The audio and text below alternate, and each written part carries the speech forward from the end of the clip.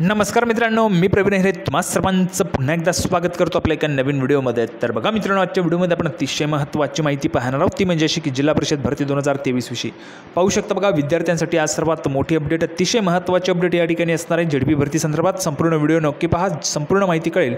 त्या अगोदर तुम्हाला सूचना आहे, जर तुम्ही व्हिडिओवर नवीन असाल तर व्हिडिओला लाईक करा, व्हिडिओला जास्तीत जास्त शेअर करा, चॅनलला सबस्क्राईब केलं नसेल तर चॅनललाही सबस्क्राईब करून घ्या। तर बघा झेडपी भरती संदर्भात अतिशय महत्त्वाची अपडेट काय ते आपण या ठिकाणी पाहूया।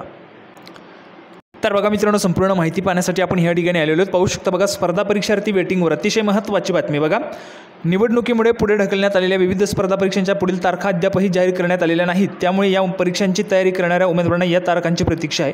परीक्षेच्या तयारीतही यामुळे अडचणी येत असल्याची माहिती या उमेदवारांनी दिली आहे, त्यामुळे लवकरात लवकर या परीक्षांच्या पुढील तारखा जाहीर करण्याची मागणी स्पर्धा परीक्षा समन्वय समितीमार्फत करण्यात आलेली आहे। राज्य लोकसेवा आयोगामार्फत घेण्यात येणारी महाराष्ट्र राज्यपत्रित नागरी सेवा संयुक्त पूर्व परीक्षा 2024 येत्या 28 एप्रिलला होणार होती। ती तारीख पुढे ढकलण्याचा निर्णय महिनाभरापूर्वी झाला, मात्र परीक्षेची नवीन तारीख अद्याप जाहीर करण्यात आलेली नाही। तसेच या परीक्षांमध्ये वर्ग 1 चे एकही पद नाही। जुन्या अभ्यासक्रमानुसार या परीक्षेची ही शेवटची संधी असल्याने यात 1000 वर्ग 1 ची पदे भरली जावीत अशी मागणी ती मार्फत करण्यात आलेली आहे। यामध्ये जर आपण पाहिले तर बघा, यामध्ये आपल्याला संपूर्ण माहिती एमपीएससी संदर्भात पाहायला मिळते। एमपीएससी संदर्भात मित्रांनो आपल्याला अपडेट पाहायला मिळते। एमपीएससीची तयारी करणाऱ्या विद्यार्थ्यांसंदर्भात आपल्याला अपडेट पाहायला मिळते। त्या विद्यार्थ्यांच्या परीक्षेच्या ज्या काही तारखा आहेत त्या पुढे गेलेल्या आहेत आणि त्या नक्कीच त्या ठिकाणी जाहीर झाल्या पाहिजेत, कारण त्या विद्यार्थ्यांना अभ्यासाची दिशा त्या ठिकाणी ठरवता येईल, त्यासोबतच त्यांचा चांगल्या पद्धतीने अभ्यास त्यांना त्या ठिकाणी करता येईल। या दृष्टीने एमपीएससीच्या ज्या काही परीक्षेच्या तारखा आहेत त्या पुढे गेलेल्या आहेत, त्यांच्या तारखा या ठिकाणी एमपीएससी आयोगाने लवकरात लवकर जाहीर केल्याच पाहिजे। त्यासोबतच जर आपण पाहिलं तर बघा, महाराष्ट्रात बहुतेक असे विद्यार्थी आहेत जे सरळ सेवेची त्या ठिकाणी तयारी करत असतात। त्यामध्ये जर आपण पाहिलं तर बघा झेडपी आहे, झेडपीचे जे काही पद आहेत त्या पदांचे अजून वेळापत्रक जाहीर झालं नाही। आरोग्यसेवक आहे, ग्रामसेवक आहे, आरोग्य सेविका आहे, नंतर फवारणी कर्मचारी, अजूनही भरपूर पद आहेत।